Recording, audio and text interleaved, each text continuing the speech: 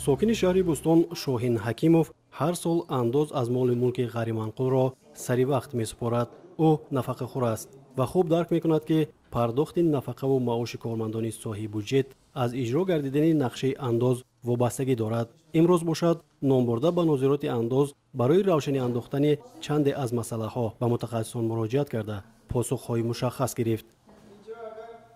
امروز به نظارت اندازی شهر بوستان برای سپردن اموال آمدم که در اینجا سطح خدمت رسانی ناظران انداز بسیار با معامله خوب با یکدیگر فهمی پیشواز گرفتند.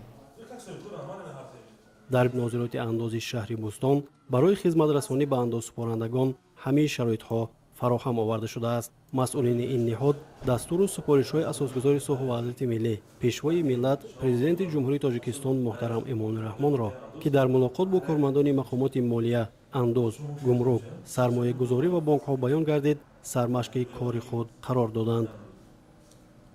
هر یک کارمند عهده‌دار شد که اوید به بلند برداشتن سوی دانش خود، اوید به دانش و کسبی و ملکه خود کاربری نماید و از پی آموزش زبان‌های خارجی، زبان‌های روسی و انگلیسی و سندهای معیاری حقوقی هر روزه مشغول باشد و این چنین سپارش اساسی جناب عالی از آن عبارت بود که با اندازپرندگان خوش معامله باشند، یعنی سطح و صفت خدمت رسانی در سطح بلند مانده شود.